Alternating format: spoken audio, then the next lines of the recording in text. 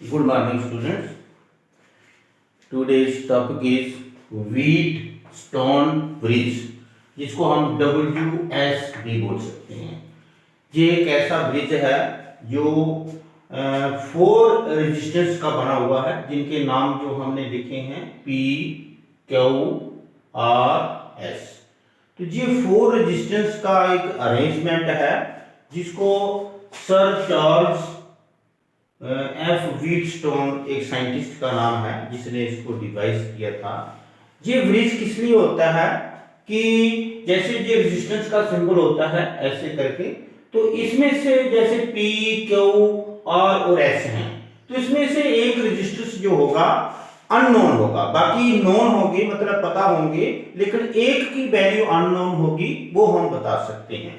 तो ये एक इसको हम कैसे लिख सकते हैं? It is an arrangement of 4 resistances. तो ये हम ऐसे हम इसको बोल सकते हैं इट इज एन, यहां से लिख देते हैं it is an arrangement of 4 resistances. कितने रेजिस्टेंसेस है ये? और रेजिस्टेंस का सिंबल तो आपको आता ही होगा, ये रेजिस्टेंस का सिंबल है ऐसे करके जो बनाया हुआ है PQRS। ये 4 रेजिस्टेंस हैं, तो हम बोल सकते हैं it is an arrangement of 4 resistances. तो करने के लिए क्या है? To find unknown resistance find करने के लिए है टू फाइंड अननोन रेजिस्टेंसेस। तो ये जो अरेंजमेंट है ये 4 रेजिस्टेंस का है, तो इसमें से जो out of the unknown resistance out of that मतलब उनमें से 4 में से एक अननोन रेजिस्टेंस है जिसको हमने फाइंड करना है। तो इसका मैं आपको प्रिंसिपल बताता हूं। यही इसका प्रिंसिपल है कि इसको एक क्वाड्रिलेटरल की फॉर्म में बनाया गया है, ABCD की फॉर्म में, और जिसके 2 पॉइंट के बीच में गैल्वेनोमीटर लगाया है Q, K2, और A और C पॉइंट के बीच में बैटरी लगाई है जिसका EMF जो है मैक्सिमम वोल्टेज जो होती है E है, और K1। तो देखिए इसमें प्रिंसिपल आपको मैं लिख के देता हूं, इसका प्रिंसिपल क्या है, इसका रीजन क्या है। और प्रिंसिपल इसको हम शॉर्टकट WSB बोल सकते हैं, प्रिंसिपल ऑफ WSB मतलब व्हीटस्टोन ब्रिज का जो प्रिंसिपल क्या है। तो देखिए यहां पे इसका प्रिंसिपल कैसे हम मैं लिखता हूं, इट स्टेट्स दैट इफ, देखो करना क्या है, इफ 4 रेजिस्टेंसेस, जो 4 रेजिस्टेंस है ये हम उनके नाम लिख के आपको दे रहे हैं PQRS। इफ 4 रेजिस्टेंसेस PQRS, ये इनको क्या करेंगे, आर कनेक्टेड, इनको हम कनेक्ट करेंगे, connected in the form of, किस फॉर्म में कनेक्ट करेंगे? In the form of quadrilateral. बेटा क्वाड्रिलेटरल क्या होती है? जिसकी 4 साइडें हो, क्वाड्रिलेटरल ABCD। तो इसमें क्या करना है, such that if battery of EMF E and K1 is connected between A and C points, and also a galvanometer, ये इसका मैं प्रिंसिपल लिख रहा हूं, galvanometer G and की, ये है ना गैल्वेनोमीटर G, और गैल्वेनोमीटर G का मतलब उसका नाम भी है और रेजिस्टेंस भी है गैल्वेनोमीटर G। तो ये आपने बड़ी इंपॉर्टेंट बात नोट करके रखनी है, एंड की K2 इज कनेक्टेड बिटवीन, ये सारी बातें अगर हो जाएं, connected between V and D, B और D पॉइंट के बीच में, then if on pressing both keys K1 and K2, the galvanometer G shows zero deflection, या नो डिफ्लेक्शन, मतलब ना लेफ्ट में इसकी नीडल होती है गैल्वेनोमीटर की, वो जीरो पे रहती है, वो ना लेफ्ट में होनी चाहिए ना राइट में होनी चाहिए। वो हमने ये जो रेजिस्टेंस है इसमें से देखो P, Q, R, S इन सभी की वैल्यू एडजस्ट करनी है, लेकिन इसमें से एक अननोन होगा, जैसे कि सपोज कर लो कि S इसमें से अननोन है, बाकी वैल्यू जो है वो रेजिस्टेंस बॉक्स में से लगानी है आपने। तो अगर ये डिफ्लेक्शन कोई if on pressing both keys then galvanometer shows no deflection, अगर ये कोई डिफ्लेक्शन नहीं दिखाता है तो इसका इन दैट केस क्या होगा, P divided by Q is equal to R। ये इसका प्रिंसिपल, ये मेन प्रिंसिपल है जिसको बॉक्स में इन दैट केस, उसमें क्या होगा इन दैट केस मतलब उस केस में ये बात होगी। देखो ये मैं एक बार फिर आपको बताता हूं, ये लैंग्वेज लिखना पड़ती है क्योंकि ये अलॉन्ग विद कंस्ट्रक्शन होता है कि अगर हम ये 4 resistance P, Q, R, S इनका अरेंजमेंट क्वाड्रिलेटरल की फॉर्म में करते हैं और उसके A और C पॉइंट के बीच में सेल लगाते हैं जिसकी वोल्टेज EMF जिसको बोलते हैं E और की K1, और इसमें जो है एक गैल्वेनोमीटर लगाना आपने B और D पॉइंट के बीच में। अगर ऐसी बात करते हैं और दोनों की प्रेस करने पे K1 और K2 अगर गैल्वेनोमीटर कोई डिफ्लेक्शन नहीं देता है तो उस केस में P divided by Q is equal to R divided by S। ये एक इक्वेशन जो है स्टडी की गई है, एक्सपेरिमेंटली वेरीफाई किया गया है। अब हम इसको आपको प्रूफ करके देंगे कि ऐसी बात कैसे है। तो ये बात में एक बार फिर रिपीट कर देता हूं, इट स्टेट्स क्या प्रिंसिपल, इसका मेन प्रिंसिपल है, ये तो पता चल गया आपको कि ये अरेंजमेंट है 4 रेजिस्टेंस का, उसमें तो कोई डाउट नहीं। तो it states that if 4 resistance, देखो 4 रेजिस्टेंस जो है सारी बात इनकी है, तो if 4 resistances P, Q, R, S are connected in the form of quadrilateral ABCD, ये क्वाड्रिलेटरल बन गई। अगर ऐसी बात है सच दैट इफ बैटरी, एक बैटरी लगानी है ये ऑफ EMF E एंड की K1 is connected between point A and C, ये A और C के बीच में, देखो ये पॉइंट जो है A और C के बीच में अगर बैटरी लगा दी है एंड पॉइंट्स हैं ये दोनों, एंड आल्सो गैल्वेनोमीटर G है जो कि इसका नाम भी है और रेजिस्टेंस भी है। तो T K2 ये अगर हम B और D के बीच में लगा दें, देन सभी जब बातें करने के बाद देन लिखा है, देन इफ ऑन प्रेसिंग, उसके बाद भी अगर हम क्या करते हैं, if on pressing key K1 and K both keys, then galvanometer shows no deflection, अगर गैल्वेनोमीटर कोई डिफ्लेक्शन नहीं शो करता है तो इन दैट केस जो है उस केस में क्या होगा, ऐसी सिचुएशन सारी तैयार करना पड़ेगी, P divided by Q equal to R divided by S। तो ये हम प्रूफ करके बताते हैं। तो देखिए इसमें किरचॉफ फर्स्ट लॉ भी लगेगा और सेकंड भी लगेगा और मैथमेटिकली सेकंड ही लगेगा।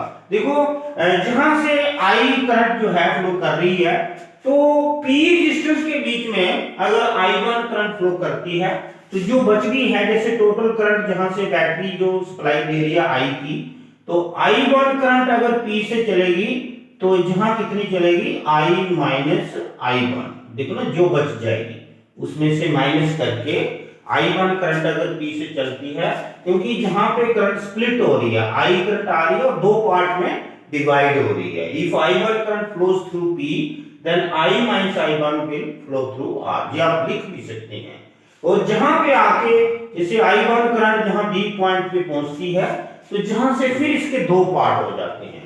जैसे कि गैल्वेनोमीटर के थ्रू अगर करंट I2 फ्लो करती है तो R कितनी रही थी जहां पे I1, तो जो दूसरा इसका रास्ता है जहां भी करंट स्प्लिट हो रही है, जैसे इस रास्ते में कितनी चलेगी I1 टोटल आ रही थी I1 माइनस I2, तो जो रेजिस्टेंस Q है इसमें से जो करंट बचेगी, जैसे जहां पे I1 I है तो ये I2 इधर चलेगी, तो जो बचेगी जो माइनस है वो I1 माइनस I2 इस आर में चलेगी, ये पूरा आर।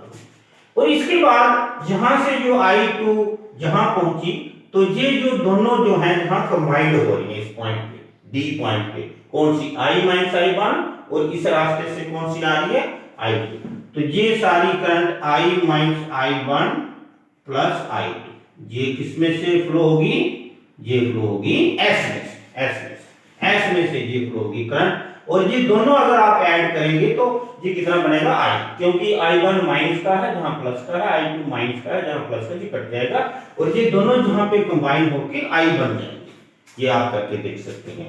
ये हो गया किरचॉफ फर्स्ट लॉ। अब हम इसको प्रूफ करते हैं by using Kirchhoff second law. देखो इसमें प्रूफ क्या करना है, बहुत ही सिंपल है, प्रूफ ऑफ व्हीटस्टोन ब्रिज।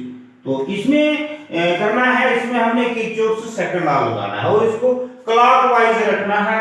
तो देखो क्लॉकवाइज हम ऐसे सिग्नल दे देते हैं क्लॉकवाइज, तो जहां पे current into resistance sum of all the, जिसको हम वोल्टेज ही बोलते हैं, वो सभी का टोटल जो है वो 0 होगा। एक हम किरचॉफ लॉ इस लूप में लगाएंगे और दूसरा हम इस लूप में लगाएंगे, और हम क्लॉकवाइज चल रहे हैं ऐसे करके, हम इसमें ट्रैवर्सिंग बोलते हैं जिसको। तो आइए हम इसको यूज करते हैं यूजिंग किरचॉफ, बड़ा सिंपल सा क्वेश्चन है Kirchhoff second law. First diagram के अंदर कंप्लीट हो गया ना, जितनी करंट एक जंक्शन के ऊपर आ रही है इतनी जा रही है, वो हमने रूल ही ऐसे बनाया है। तो using Kirchhoff second law in loop, loop बेटा जो होता है क्लोज्ड पाथ, जैसे कि A B D A जहां से चले हैं वहां पे रुकना पड़ेगा, जो हमने ऐसे इसको इंडिकेशन दी है, तो इसका हम बोल सकते हैं A B D A। तो वी गेट, देखो हमें क्या मिल रहा है, जो करंट है इस आर्म में, कौन सी आर्म, ये जो आर्म है E जिसमें रेजिस्टेंस लगा है, करंट इनटू रेजिस्टेंस। देखो करंट इनटू रेजिस्टेंस कैसे होता है I1 इनटू P, ये यहां पे हमने करंट इनटू, क्योंकि हम जैसे क्लॉकवाइज चल रहे हैं, we are traversing in the direction of current, तो इसको हम पॉजिटिव लेते हैं ऐसे करके, और जैसे घूम के यहां से आते हैं I2 current is passing through galvanometer G for resistance of galvanometer B होता है, और गैल्वेनोमीटर का नाम भी होता है। तो I2 into G, तो बेटा ये जो है I2 into G, I2 into G क्या आता है, ये भी वोल्टेज का रूप ले लिया इसने, I2 into G, ये करंट की डायरेक्शन में है। ये दोनों की जब हम प्रेस करते हैं, ऑन प्रेसिंग की, ऑन प्रेसिंग, ये बड़ी इंपॉर्टेंट बात है, जब हमने K1 भी प्रेस किया हुआ है और K2 भी, मतलब ये करंट को अलो है लेकिन करंट इसमें चलेगी, ऐसे ब्रिज बैलेंस्ड बोलते हैं, इसको बैलेंस्ड ब्रिज बोलते हैं। क्या है ये, क्या कंडीशन है, फॉर बैलेंस्ड ब्रिज, और बैलेंस्ड, बैलेंस्ड क्या होता है जिसमें करंट नहीं चलती है, बैलेंस्ड WSB, ये जो कंडीशन है ये बनी हुई है जो। तो I1 into plus I2 into G, फिर ऐसे करके हम जहां से ये करंट की डायरेक्शन में अपोजिट चल रहे हैं, तो करंट इंटू रेजिस्टेंस ये नेगेटिव में आएगा, ये माइनस में आएगा, I minus I1 into R। ये जो I माइनस I1 करंट चल रही है ये R रेजिस्टेंस में चल रही है, बस तीन ही कंपोनेंट थे इस क्लोज्ड पाथ में A B D A, तो सबका टोटल होता है 0। तो when bridge is balanced, bridge balanced होता है तो उसमें I2 को 0 करना है, I2 को क्या करना है 0 करना है, व्हेन ब्रिज इज बैलेंस्ड, क्योंकि ये सारी बात जो है बैलेंस्ड ब्रिज के लिए, when bridge is balanced, balanced that is I2 is equal to 0, I2 is equal to 0, तो मतलब I2 को हमने 0 करना है। तो देन इस केस में क्या होगा, I2 0 हो जाएगा तो G फैक्टर चला जाएगा, I2 जब 0 से G का मल्टीप्लिकेशन होगा तो उसको हम लिखेंगे नहीं, I1 into P minus I one into R equal to 0। बेटा ये जो माइनस का टर्म है, ये पूरा i minus I one into r, ये माइनस का टर्म है, तो इसको राइट साइड ले जाते हैं। तो इसको राइट साइड ले जाएंगे तो लेफ्ट साइड रहेगा आई वन इंटू पी। तो ये माइनस जो है, ये ब्रैकेट का मतलब दोनों कंबाइंड एक ही करंट है, तो ये माइनस की टर्म जो है plus one, I minus I one into R. Let it be called as equation number 1। ठीक है, I one P is equal to I minus I one. ये वाला माइनस तो माइनस ही रहेगा क्योंकि ये एक ही करंट है, तो इसका साइन ये देखा जाएगा कि ये वाला माइनस का प्लस हो गया। तो ये इक्वेशन 1 है। इसी तरह जैसे हमने Kirchhoff's law A B D A इस लूप में लगाया है, इसी तरह से हम दूसरे लूप में भी लगाएंगे, तो हमारा जो है ये प्रिंसिपल जो है, जो P upon Q equal to R upon S, ये प्रूफ हो जाएगा। अभी देखिए, नाउ यूजिंग, बड़ा सिंपल सा क्वेश्चन है, किरचॉफ्स इसमें डबल एच होता है, वो लिख सकते हैं हम, ऐसी कोई बात नहीं। ये तो किरचॉफ्स सेकंड लॉ, बेटा सेकंड लॉ ही हम यूज करेंगे इन लूप। अब कौन सी लूप है ये? बी सी डी बी, जहां से चले हैं वहीं पे आना है, उसको क्लोज लूप बोलते हैं। In loop B C D B. तो इसमें हमें क्या मिलता है, देखिए, इधर से ही हम स्टार्ट करेंगे, जहां क्यू रेजिस्टेंस में करंट चल रही है I1 माइनस I2, तो उसी की डायरेक्शन में हम क्लॉकवाइज चल रहे हैं, तो आएगा I1 minus I2 into Q. फिर आगे जाके जहां पे माइनस आएगा, क्योंकि जहां से घूम के जब हम ऐसे ट्रेवल कर रहे हैं तो करंट जो है अपोजिट डायरेक्शन में है, तो ये जितने भी करंट है दोनों, जैसे जहां पे I2 है, जहां I माइनस I1 है, तो ये दोनों का जो प्लस लिखा हुआ है, ये पूरी करंट का नाम है I minus I1 plus I2। और ये करंट इस रेजिस्टेंस में चल रही है S में, तो इसका S के साथ मल्टीप्लिकेशन होगा। आगे प्लस आएगा कि माइनस? आगे भी माइनस आएगा। देखो जैसे हम घूम के ऐसे आएंगे, तो जहां से भी करंट हम अपोजिट डायरेक्शन में जो करंट मिलती है, तो उसको माइनस में लिखते हैं, तो जहां भी माइनस आएगा, और ये करंट का नाम है I2, तो I2 इंटू जी, I2 इंटू जी, तो तीनों रेजिस्टेंस का हो गया इक्वल टू 0। जैसे जहां पे आपने लिखा है व्हेन ब्रिज इज बैलेंस्ड, तो जहां भी when bridge is balanced, I2 के फैक्टर जितने भी हैं वो सारे हम नहीं लिखेंगे, मतलब 0 हो जाएंगे, क्योंकि इसमें करंट फ्लो करना बंद कर देगी, क्योंकि डिफ्लेक्शन नहीं होनी है। यही तो इसमें बहुत बड़ी कंडीशन है कि जब डिफ्लेक्शन, नो डिफ्लेक्शन, जब गैल्वेनोमीटर कोई डिफ्लेक्शन नहीं शो करता है, उसी को बैलेंस्ड ब्रिज बोलते हैं। तो जहां पे हमने लिखना है व्हेन WSB, या सिंपली ब्रिज लिख दीजिए, WSB is balanced, WSB is balanced. जब वो बैलेंस्ड हो गया, दैट इज जो जैसे कि पहले लिखा था I2 is equal to 0, then बेटा I2 की टर्म जो है ये भी चली जाएगी और ये I2 भी चला जाएगा, और जहां पे जो है ये फैक्टर जो रहेगा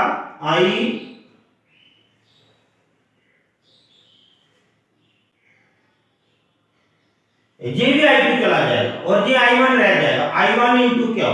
देखो जो Q2 का फैक्टर है, इसलिए मैं रुका था, I2 जो चला जाएगा, I1 इंटू क्यू रह जाएगा, और इसके साथ ही जहां पे I माइनस I1 रह जाएगा, ये बड़े ध्यान से देखिए, I2 हम लिखेंगे नहीं, क्यों? क्योंकि I2 तो 0 हो गया, लिखने की जरूरत क्या है, ये टर्म नहीं चलेगी, 0 लिखने की जरूरत नहीं होती है। और इसके साथ ही हमारे पास क्या बचा है, I1 इंटू क्यू जो बचा है, लेफ्ट साइड में बचा है, और ये जो टर्म माइनस वाली है, ये हम दूसरी साइड ले जाएंगे, दूसरी साइड मतलब इक्वल टू के राइट साइड ले जाएंगे, I minus I1 into X. Let it be called as equation number 2। बेटा ये दोनों इक्वेशन जो आप बड़े ध्यान से देखिए, this is the equation number 1, ये जो I1P is equal to I minus I1 into R है, और दूसरी इक्वेशन जो है ये I1Q, ये जो राइट लेफ्ट साइड में है, और जहां पे I minus I1 into S, equation number 2। Dividing first by second, ये दोनों इक्वेशनों को आप डिवाइड करेंगे तो ये प्रूफ हो जाएगा। देखिए करके, डिवाइडिंग इक्वेशन 1 बाय 2, ये लास्ट में है, कंजस्टेड पेज है, डिवाइडिंग इक्वेशन 1 बाय 2। तो ये दोनों डिवाइड करने पे, क्योंकि लेफ्ट साइड को लेफ्ट साइड से डिवाइड करेंगे, राइट को राइट से करेंगे, तो जो फैक्टर कॉमन होंगे वो कट जाएंगे। देखो जैसे कि मैं जहां पे आपको करके दिखा रहा हूं, I1P जो लेफ्ट साइड को लेफ्ट साइड से डिवाइड करेंगे और राइट को राइट से। ये तो रूल है ना मैथ का, आपको पता ही है। जिसे I1, ये देखो इक्वेशन 1 में I1P को डिवाइड करेंगे I1 के उससे, और राइट को राइट से करेंगे। राइट क्या है, I minus I1 into R और डिवाइडेड बाय, देखो डिवाइडेड बाय जो करना है वो फैक्टर जो है वो भी I minus I1 into S। बेटा I माइनस I1 से ये फैक्टर कट जाएगा, और जहां पे I1 का फैक्टर I1 से कट जाएगा। जो हमारे पास आ गया वो जो प्रूव करना था P upon Q equal to R upon S, ये प्रूव कर दिया। ये प्रूव्ड, ये हम लिख सकते हैं कि हमने WS भी प्रूव कर दिया है। ये था कि व्हीटस्टोन ब्रिज क्या होता है। व्हीटस्टोन ब्रिज क्या होता है ये आपको पता चल गया कि it is an arrangement of 4 resistance. कितने रेजिस्टेंस है, 4 रेजिस्टेंस है, जिसमें to find unknown resistance out of दो 4 में से एक को फाइंड करना होता है। क्योंकि हमारे पास एक इसका प्रिंसिपल जो है बड़ा जबरदस्त है, जिसमें क्या कहा गया है कि 4 रेजिस्टेंस जिसमें क्या है P Q R S, अगर उनको एक कोऑर्डिनेटर की फॉर्म में बनाया जाए ABCD में, सच दैट इस तरह की कि वो A और C के बीच में एक बैटरी लगाई जाए जिसकी वोल्टेज E है और की लगाई जाए, और B और D पॉइंट के बीच में गैल्वेनोमीटर और की K2 लगाया जाए, और दोनों कीज ऑन फिफ्थ और लास्ट में ये भी है upon pressing both keys K1 and K2, तो गैल्वेनोमीटर ना लेफ्ट जाए ना राइट जाए, जिसको हम बैलेंस्ड ब्रिज बोलते हैं। ये जो बैलेंस्ड है ये बड़ा इंपॉर्टेंट है। Galvanometer shows no reflection, in that case P upon Q equal to R upon S। ये एक बड़ी इंपॉर्टेंट चीज है और इसी को आपके सामने मैंने प्रूव किया है, P upon Q equal to R upon S। इसमें से एक जैसे S अननोन है, बाकी तीनों नोन है, तो उसका पता लग सकता है, तो वो हम ऐसे करके आपको प्रूव किया है। एक बार हमने किरचॉफ्स सेकंड लॉ जहां लगाया और एक बार जहां लगाया है। एक बार हमने A B D A में लगाया है और दूसरी बार हमने इसमें लगाया है, ये 2 बार हमने किरचॉफ्स लॉ लगाया है। तो इसमें आपने देखा है कि करंट इनटू रेजिस्टेंस जो है वो उन सब का टोटल जो है, जिसको वोल्टेज ही बोलते हैं ओम्स लॉ के मुताबिक करंट इनटू रेजिस्टेंस। तो ये जो जब हम करंट की डायरेक्शन में जाते हैं तो उस फैक्टर को हम पॉजिटिव लेते हैं, जब हम करंट के अपोजिट डायरेक्शन में जाते हैं उसको हम नेगेटिव लेते हैं। जिस बात का ध्यान रखते हुए ये दोनों इक्वेशन तैयार करके ये मैंने प्रूव कर दिया है, P upon Q equal to R upon S। और ये बात जो बहुत ही इंपॉर्टेंट क्वेश्चन है, और जहां किरचॉफ्स फर्स्ट लॉ भी लगा है और सेकंड भी लगा है। देखो जैसे कि बैटरी अगर करंट की I की सप्लाई देती है तो वो I current is equal to I1 और ये I माइनस I2 के बराबर ही होगा, क्योंकि दोनों पार्ट में स्प्लिट होता है, तो एक जंक्शन पे जो टोटल करंट का सम है वो भी 0 होता है। वो बात ऑटोमेटिकली डायग्राम पे अंडरस्टूड है। और जो दूसरा लॉ है वो जहां पे प्रूफ करने में उसने हमारी हेल्प की है, मतलब कि दोनों लॉ यूज हुए हैं। बाय यूजिंग किरचॉफ्स लॉज हमने व्हीटस्टोन ब्रिज को प्रूव कर दिया है। ये था आज का have a nice day. Okay.